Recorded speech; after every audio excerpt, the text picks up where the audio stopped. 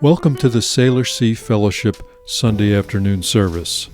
Our speaker today is Reverend Alex Holt. His sermon title is The God Problem, Part 2. We hope you enjoy this recording of our Sunday service, and we hope to see you in person some Sunday afternoon. Thanks for listening.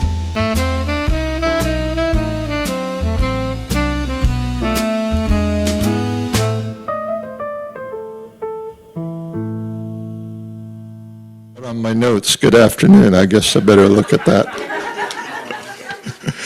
And welcome to the Salish Sea Fellowship. I'm Rob Wamstead. I'm the vice president of your board. And before we get started, I have a few announcements from the board. Our next service is May 17th.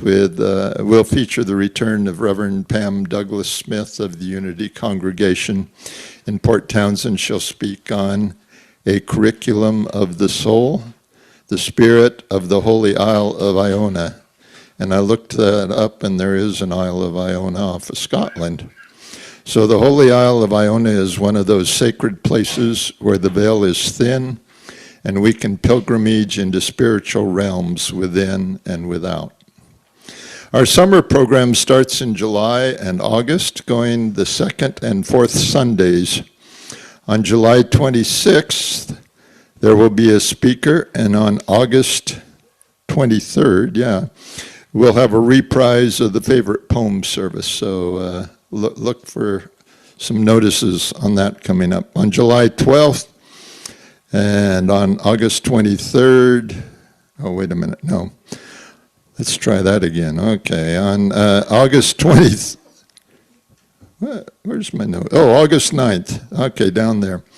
We're going to have a potluck barbecue, and on July 12th, give me a moment. I just got back from a men's retreat, and I tried to straighten this all out, and obviously I haven't practiced, so hopefully you'll stay with me. Okay, on July 12th, we will have a good old potluck barbecue, and I'm still working on August 9th. Starting May 24th and then the June 28th, we will be offering Fourth Sunday Friendship Suppers. These intimate and informal gatherings are small potluck dinners at members' homes. Each host will oversee the details, and you can sign up through Sign Up Genius, and we'll have a link in the next community update. As May has 5 Sundays, Joni Murphy and Paul Hinton will be hosting a Fifth Sunday Home Fellowship on the 31st, and details are to follow on that. Our Breakfast Club, hosted by Karen and Sarah, continues this coming Wednesday at 9:30 a.m. This time we'll be back at beautiful and scenic Bayview Restaurant. Everyone is welcome. Lastly, please don't forget about the coffee table jar for the contributions to help support Community United Methodist Church's store and outreach. And with that, I'll thank you. And Ron, I guess you've got an announcement to make.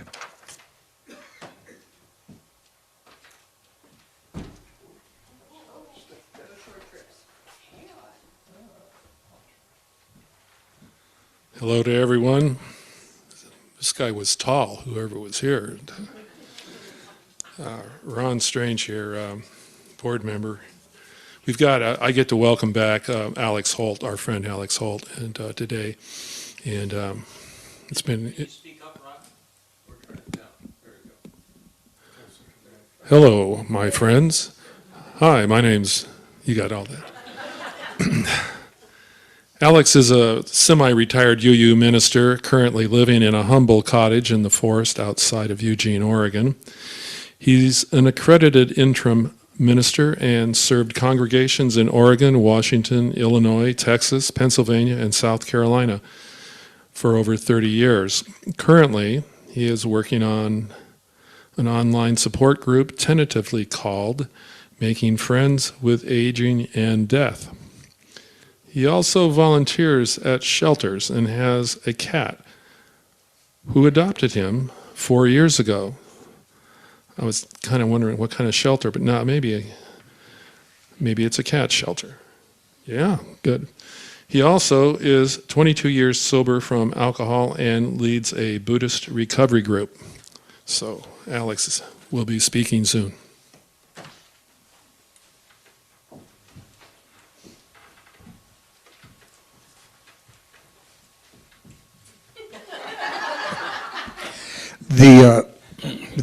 The clarinet you see is the one in question that was replaced from the one that was, yeah, it is.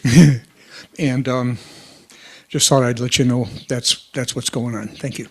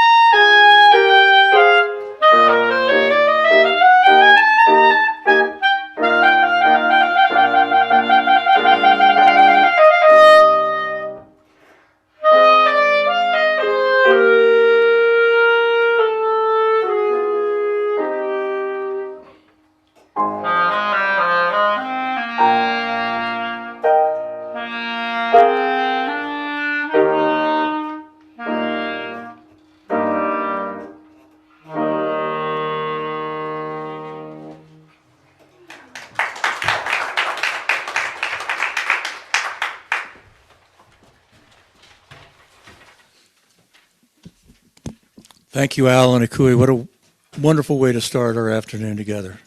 Beautiful. Good afternoon and welcome to the Salish Sea Fellowship.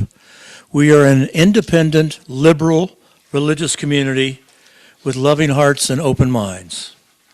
We embrace the traditional wisdom, principles of Unitarianism and Universalism. My name is David Rimpf, and I am the pulpit assistant today. If you've not already done so, please quiet your cell phones.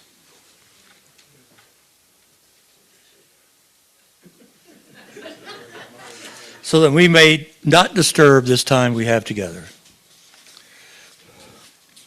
Dan Service is going to help me welcome any visitors. I'd like to ask if there's anyone visiting us for the first time or the second time, if you stand or raise your hand so we know who you are. Dan will come among you with a microphone so you can briefly introduce yourselves. And we have one new member, new attendee. It was handed to you earlier, Dan. How about this one?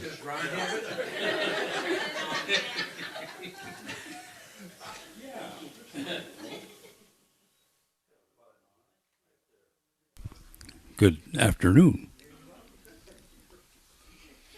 We're struggling with organization here. You may not have noticed that yet, but And I was actually hoping you wouldn't find the microphone, so. My name is Uli La Rochelle. I have been over the last decade on and off visiting the UU, last time in Port Townsend.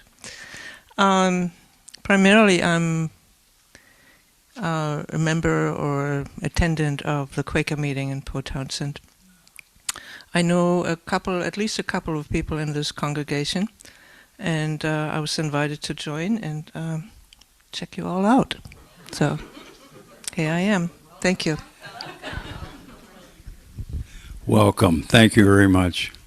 Anyone else here? I hope that you will stay and join us afterwards for refreshments and conversation so you can get to know us a little better. I invite you now to settle in and quiet your minds. We will begin our sacred time together by ringing our chime.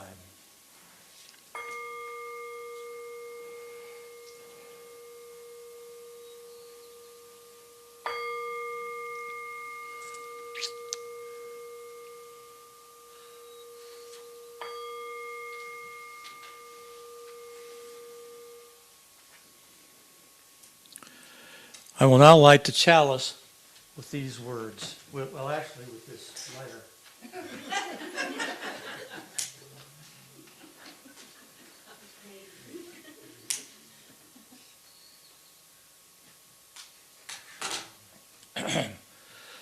We now light the chalice, for in these times and light of times of darkness, may this small flame kindle the good in us and in the world.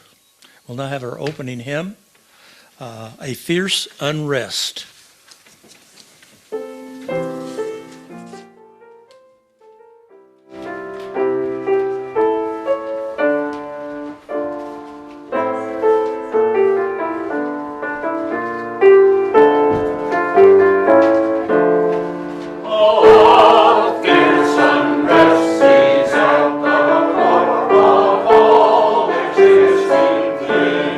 It was the eager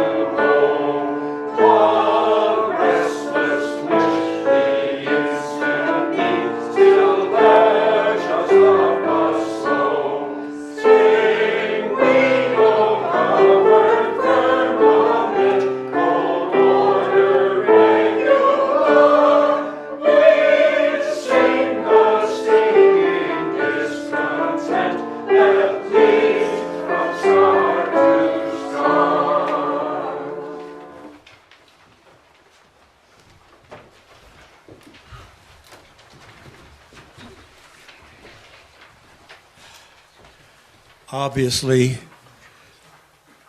we are no governed firmament, cold, ordered, and regular.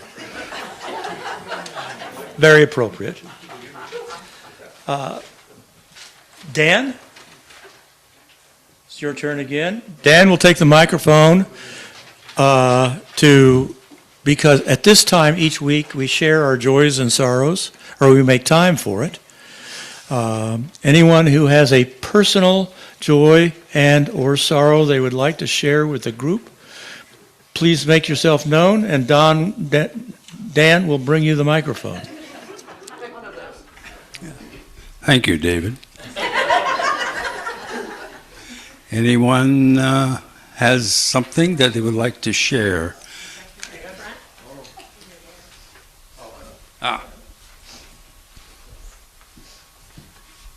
Thank you.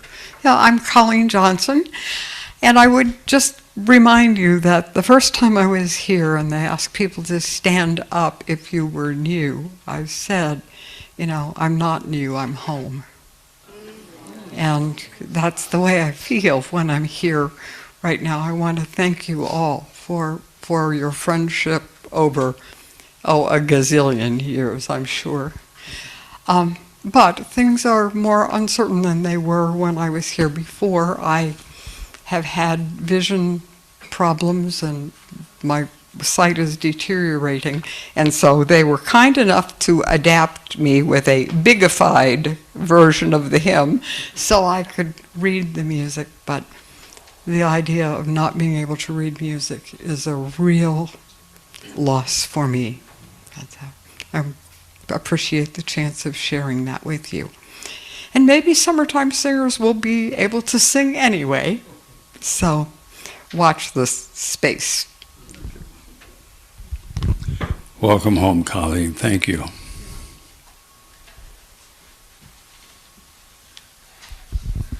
All right, I don't know if you dare give me a mic again or not.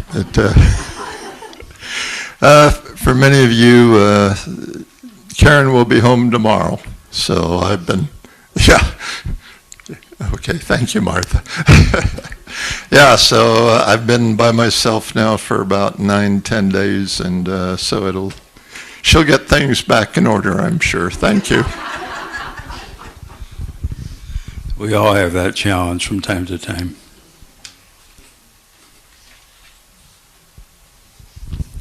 Hi, I'm Kathleen Crossan. I don't know how many of you knew Chris and Carolyn Egan. They were instrumental in getting Bayside started, big donors and on their board for many years. And Chris died this morning. He'd had a little dementia for a while, but he had a stroke. And so Carolyn is struggling with that. Their home is in Shine, but he was a wonderful guy. Thank you for sharing that, Kathleen. We had two longtime good friends in Alaska who died in this past week. They were both old enough, but not as old as we might have wished they would be. And Brian mentioned that he wanted to go to the service for one of those friends, and I said, if we do that, we'll be bankrupt in no time short. So we're not planning to go for memorial services in Alaska in particular, but I'm thinking of those friends. Thank you.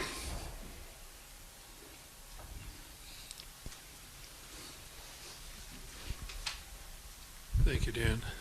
This is a sorrow and hopefully a joy.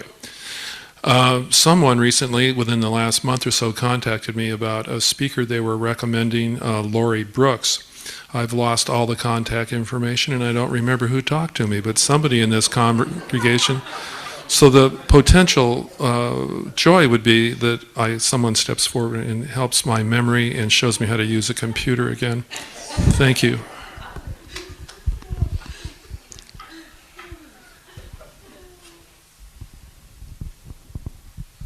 Hi, Joellen Thompson. If somebody had told me this when I was 20. I wouldn't believe them. Wednesday, Al and I are going to be celebrating our 59th wedding anniversary. Congratulations. Anyone else? Yes, I have something I want to say. It's on my mind, and I'm going to share it. I have been limited in how much I can walk for several months, more than a year. And this week I'll get my surgery date, which will be sometime in the next 2 or 3 weeks, to repair my right foot, which means my foot will be non-weight bearing, and I will be housebound because it's my right foot for 6 weeks. So I'm going to be calling on some of you for help. And I know I can look forward to many willing participants in my aftercare. But I'll be going to Harborview for just one day, possibly one night, and then I hope to be staying at the Life Care Center for a few days and then home. Thank you. Anyone else? Yeah, I'm Gary Nelson. I want to thank Doug Rogers up there for helping get the AuraCast hearing assistance working on the TV set. So now the Alps classes you'll be able to hear if you already are handicapped. Thank you. And thank you, Doug. Anyone else? Welcome all. Thanks, Dan.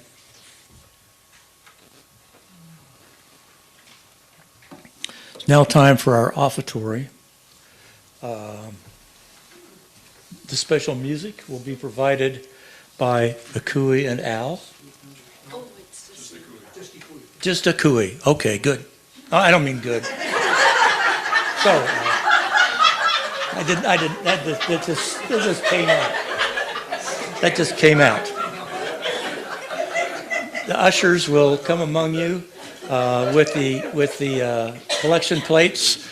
And this week our offering is for, and I have it right here on my phone,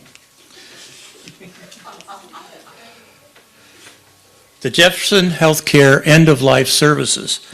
Well, the ushers are, do we have ushers? Go, you can start, yep. I will read you their mission statement.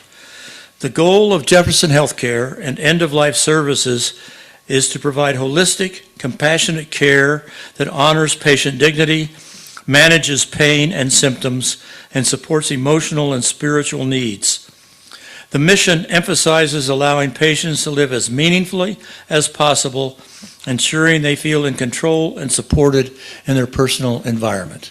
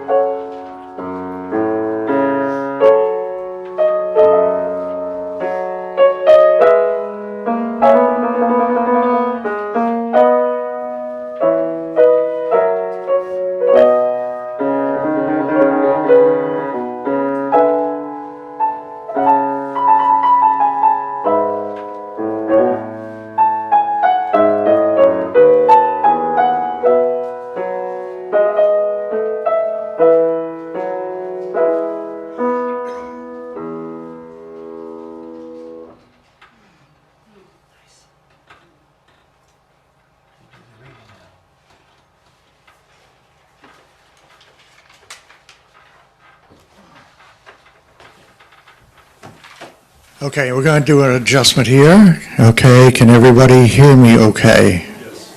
All right. I mentioned this in September when I was here the last time. If you can't hear me, make an appropriate gesture, please. Whatever that might be in your case. Karen Armstrong, and she pronounces it Karen, not Karen, because she's British, is an ex-nun. And her major problem at the convent where she was that she asked too many questions, which was not a good thing. So she's written a number of books. She's a religious historian. And one of her best books, it's about this thick, by the way, is called The Case for God. And it's really quite good because she has a somewhat reticent idea about what this thing called God is. And this is a bit long for a reading, but maybe you'll get the tenor of it, and I have a copy if you need one. She says, all faith systems have been at pains to show that the ultimate cannot be adequately expressed because it lies beyond words and concepts. But many people today are no longer comfortable with this reticence. They feel that they know exactly what they mean by God.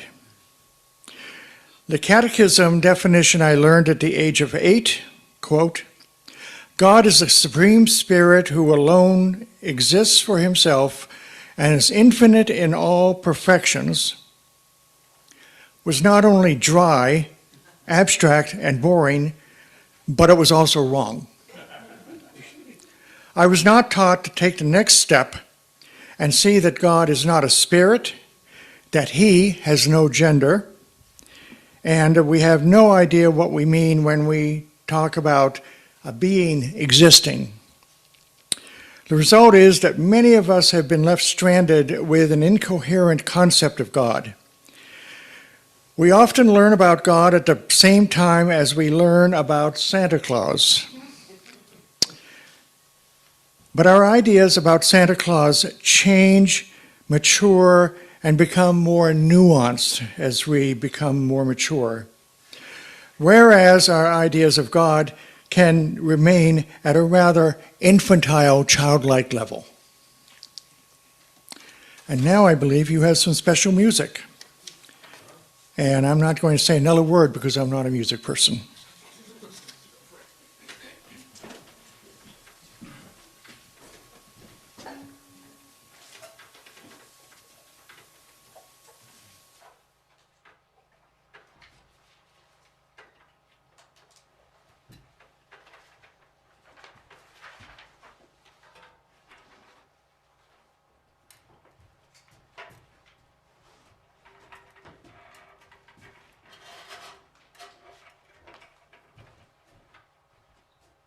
A word about this piece. It was arranged with me in mind by our choir director back in Milwaukee. He's a master's level concert pianist who decided he wanted to do something like this with me. And so you'll notice that Ikui doesn't have just the plunk, plunk, plunk underneath. She's going to have some really interesting things to play while we're doing this. So I appreciate Ikui greatly.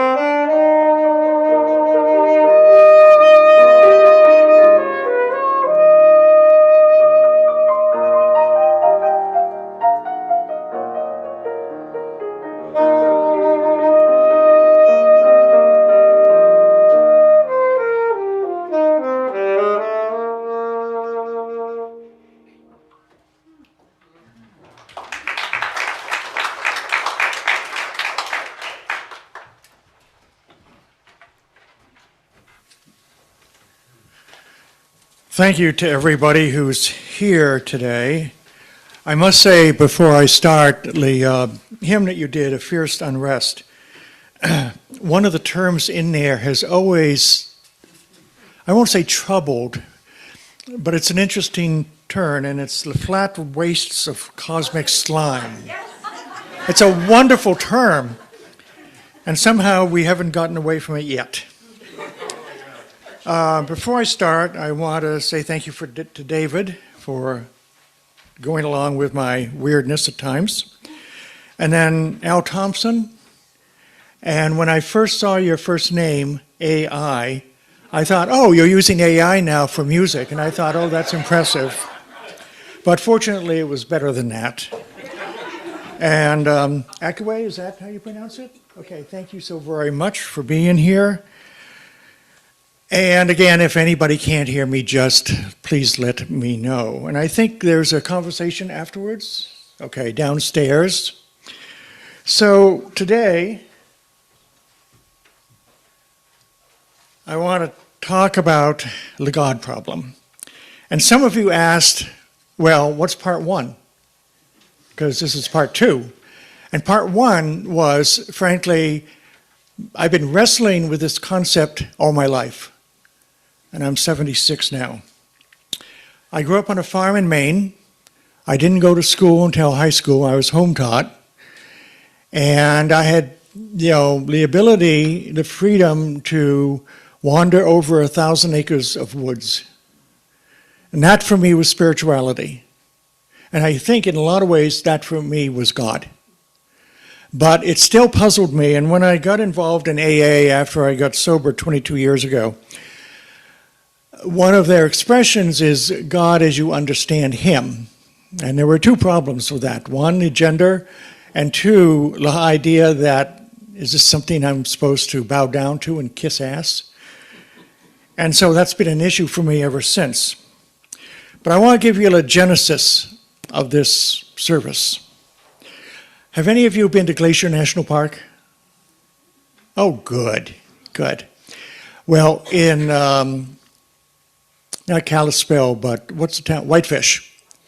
There are some really good restaurants.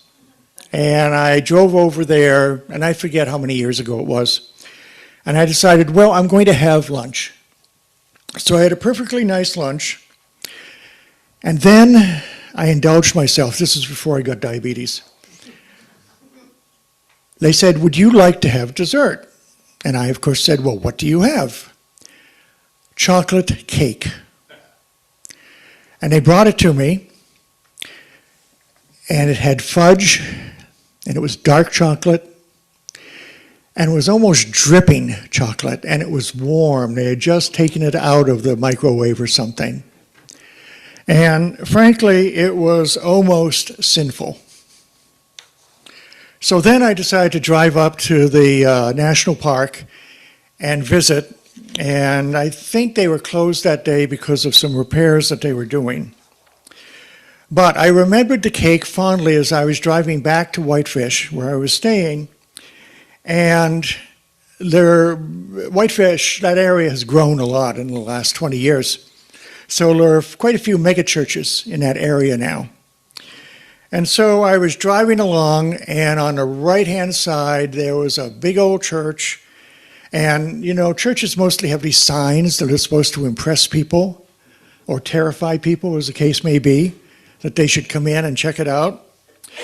Well, the sign on that one was, "You, sinner, get in here now. God is watching you." And I thought to myself, wait a minute, it was just a piece of chocolate cake. Give me a break. And then I made a very inappropriate gesture at the sign and I drove on. But that's part of my thinking about this concept of God. Because as I'm sort of an outsider, I didn't go to church, I didn't study the Bible, I didn't do any of that when I was a kid. So it was very strange to me. So this week, as I was preparing for the service, I counted the number of times I saw or heard the word God in public settings in Oregon. Well, believe it or not, there aren't that many, at least in Western Oregon. But there were swear words, and there were billboards, and there were church signs, and I think I counted 242 times that I saw that word, and that was just in a week. And I thought to myself, well, that's a metaphorical sea of God language. It's an assumption. But for us, it can raise all kinds of challenges. It's a core difficulty for us because we still have many people who will say to themselves or everybody else, "I don't believe in that nonsense."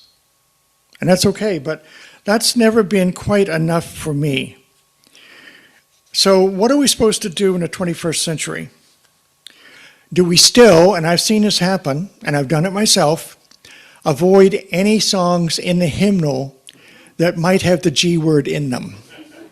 This is, by the way, one of the reasons that supposedly we don't sing well, because we're always looking ahead to see what words we disagree with. Do we just ignore the whole question of God and focus on worldly concerns such as feeding the hungry, helping the homeless, and healing the world of its many wounds? Could we just simply throw our hands up and say the whole thing is supernatural wishful thinking? So I'm going to give you an alternative. This is where part one came from. You know that the 7 principles that we used to have, the 4th one has a responsible search for truth and meaning. And to me, that always meant I can't tiptoe away from words or concepts that bother me, because I need to understand them more deeply. And I would suggest the same is true for us all. There was a writer by the name of Dr. David Branson, and it's B-E-R-E-N-S-O-N, and he articulated the difficulty that we have in an essay called A Systemic View of Spirituality. And the book was Addiction and Spirituality. And this was a very interesting quote. It's fairly long, but I think it will get the message across. He said, "Is it easy to dispense with God, both the word and the reality that it represents? People have certainly tried. Gregory Bateson spoke of the sacred, of the pattern which connects. Eastern traditions and proponents of New Age spirituality will talk about the self, or higher consciousness." And then he goes on to say, none of these alternatives speak to the awe and power and majesty that has been associated with the word God and what it can evoke. And then he goes on to express the healthy skepticism of many religious liberals. And he, quote, "For many, however, the word God does not call forth love, peace, and joy, but rather conjures up images of a smug piousness, of a guilty hypocrisy, of a syrupy, sweet tone of voice that may cover a vengeful intolerance, of convoluted dogmas, and worst yet, boring sermons." So he had some reticence about the term.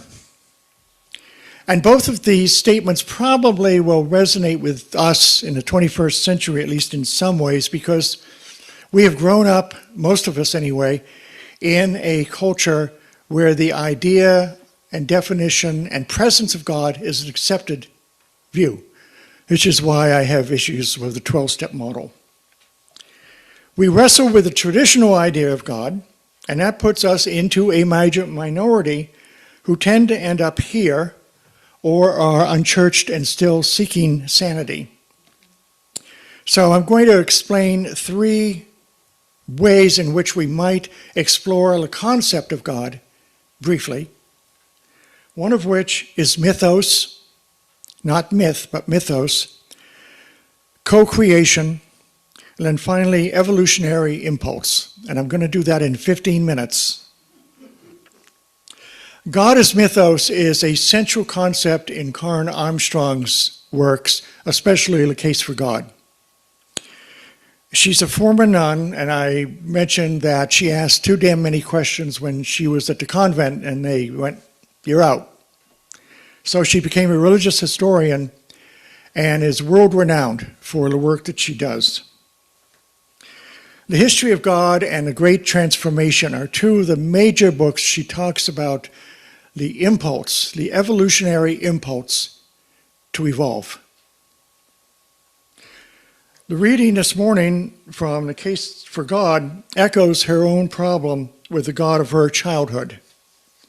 The Catechism of God as the Supreme Spirit who alone exists for himself and is infinite in all perfections was a beginner's understanding of God and would not stand up to thoughtful scrutiny. She argues that the God of childhood, and I've always liked this particular term, happens or we learn about at the same time we learn about Santa Claus. And while our version of Santa Claus becomes more nuanced as we get older, we tend to hold on to that really almost childlike notion of what God means. She proposes that Western philosophy and theology have made a fundamental mistake. She says that what we have tried to do collectively is define God through rational logos rather than intuitive mythos. She writes that during the early modern period, Western people fell in love with an ideal of absolute certainty that it seems is wrong. But some are reluctant to relinquish it, and so they've tended to overcompensate, claiming certitude for beliefs and doctrines that can only be provisional at best. She then argues that the idea of God is inherently beyond our intellectual process. She attempts or she explains that many ways of seeing God in terms of what a minister will say or other religious people or a holy book or God taking sides, she said, oh, that's wrong. It's absurd. And she's an ex-nun. She should know. So what she suggests is that the ancient meaning of mythos places the idea of God into the realm of ritual, initiation, intuitive insight from the arts and expressions of love. So, for example, the music that you folks did today is an example of that. That is the presence, and I'm going to use this word carefully, of the divine. Because we get affected by music, by art, and so on, in hopefully positive ways. We enter into a place where labels and logos are inadequate. We can't do it. And what she says is mythos is not fable. It's not mythic.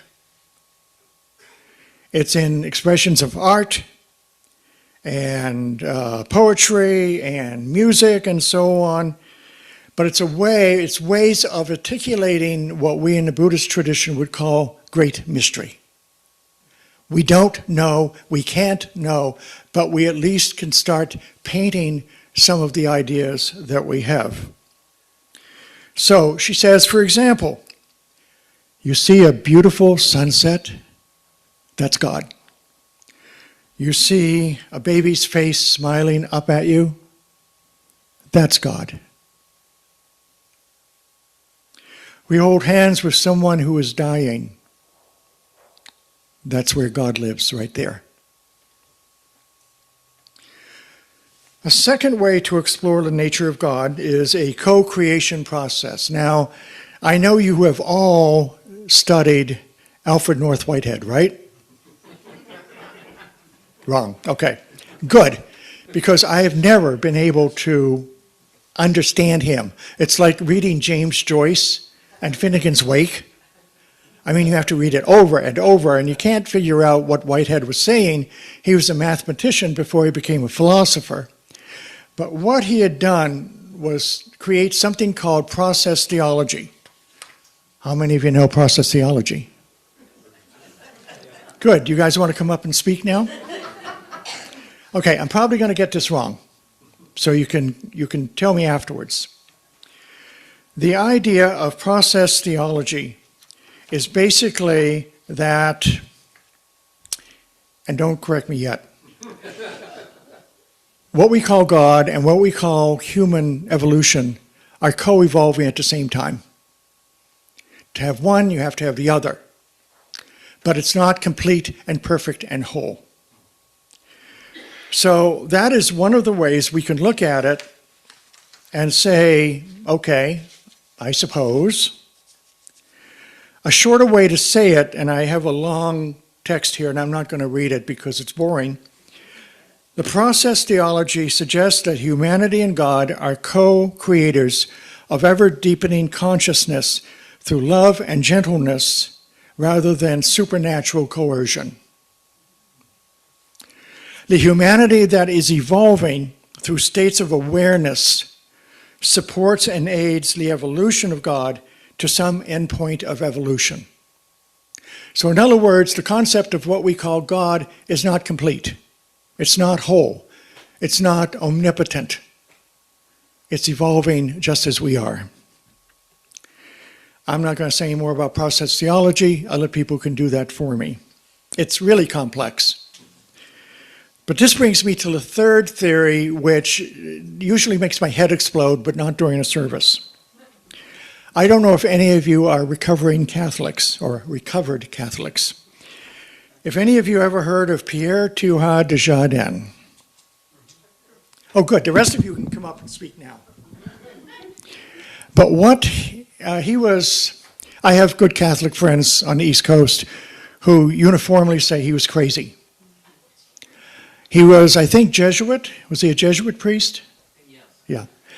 And he really irritated the Vatican because he came up, he was a mystic.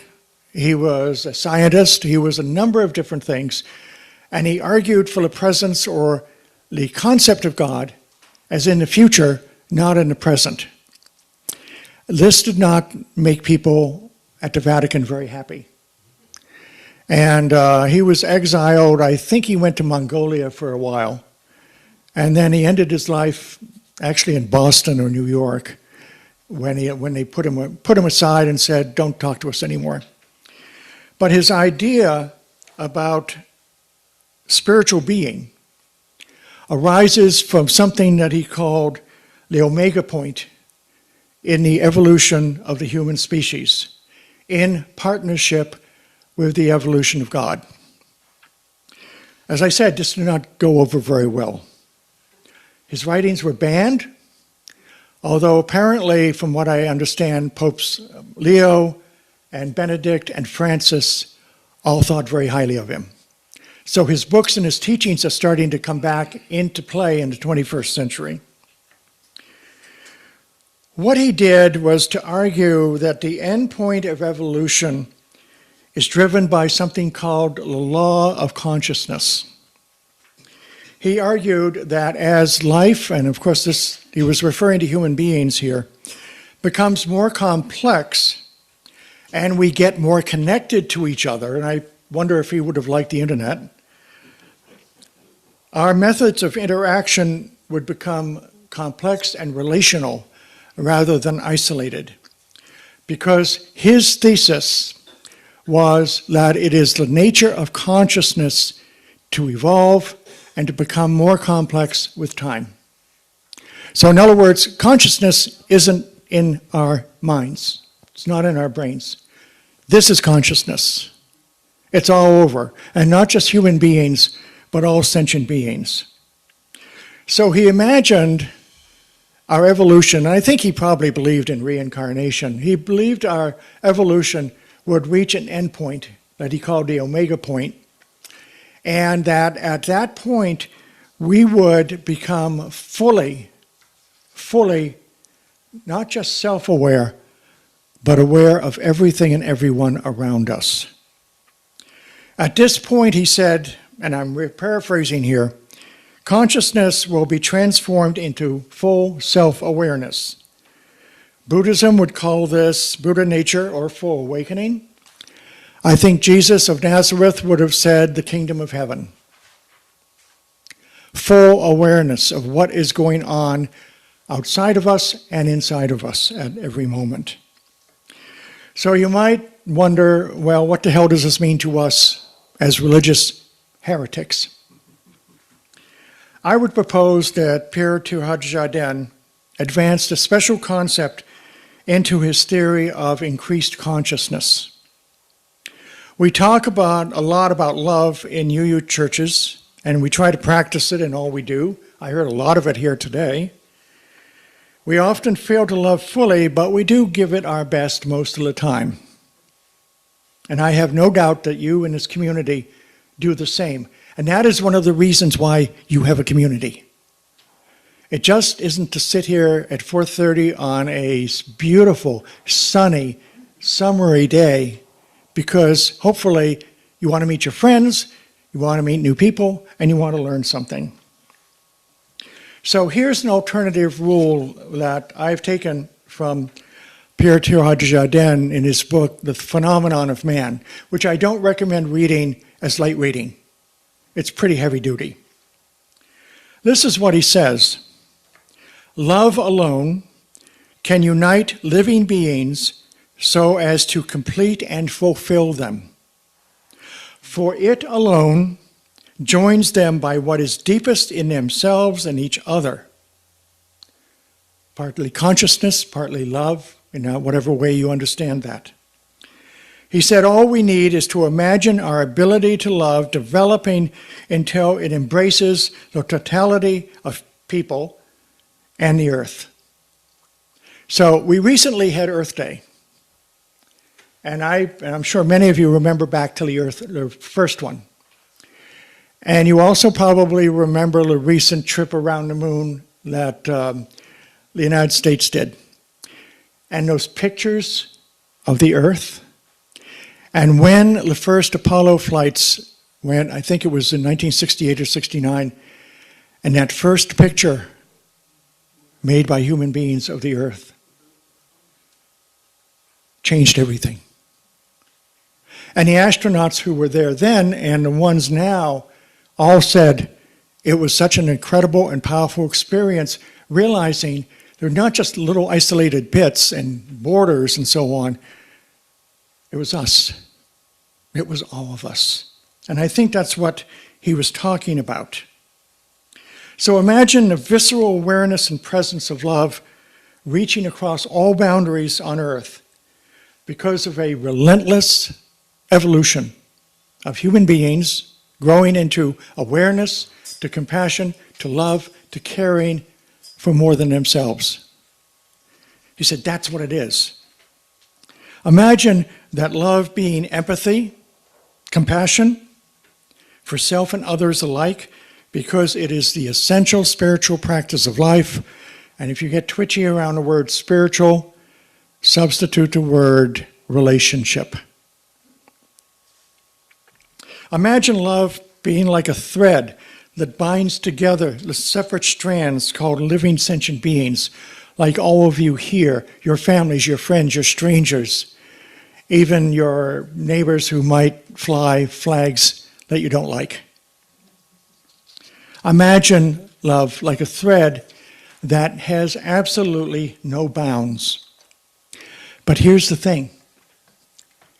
That love has a demand to it. It has a premise.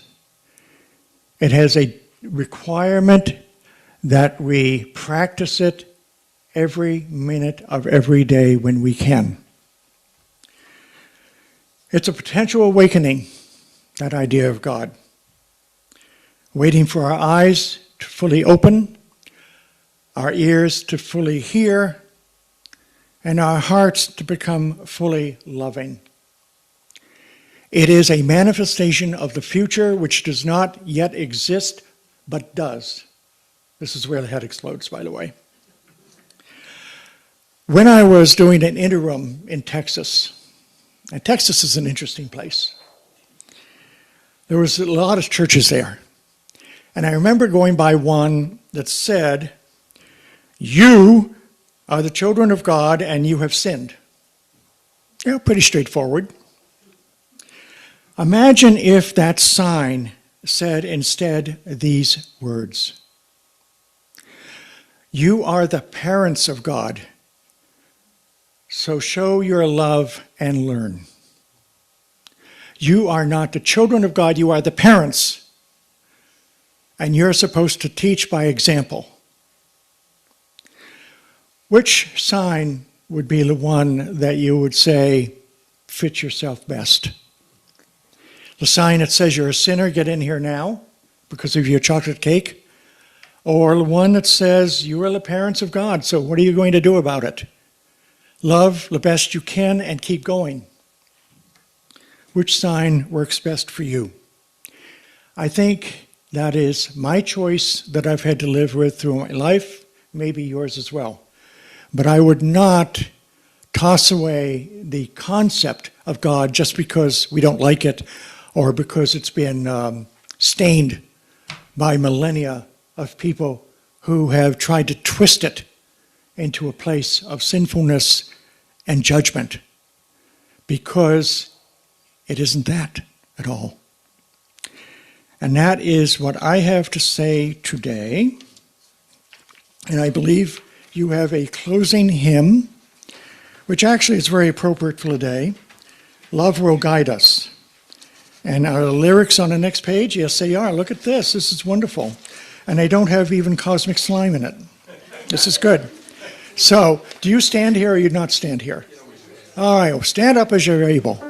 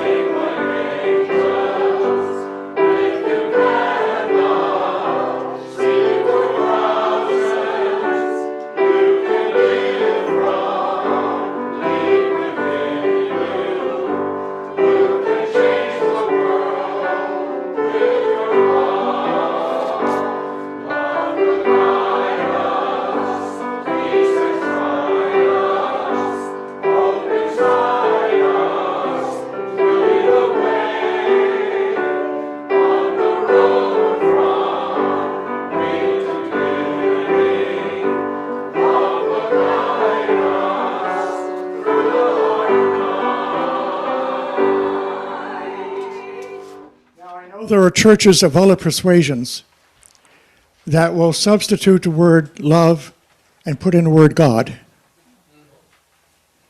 What's the difference? Thank you.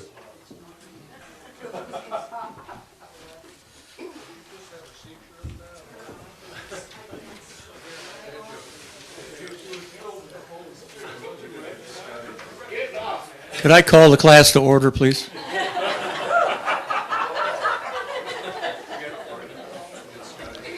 In benediction, I want to offer a short poem by Wendell Berry from a song collection called A Part. It's entitled For the Future. planting trees early in spring. We make a place for birds to sing in time to come. How do we know? There is singing here now. There is no other guarantee that singing will ever be. Let us now say our closing words together. You will find these in your order of service. We extinguish this flame, but not the loving joy of being freely together. We carry that joy until we meet again.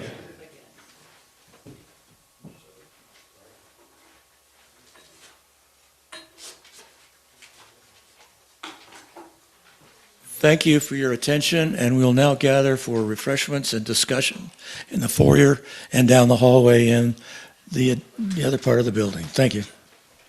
And thank you.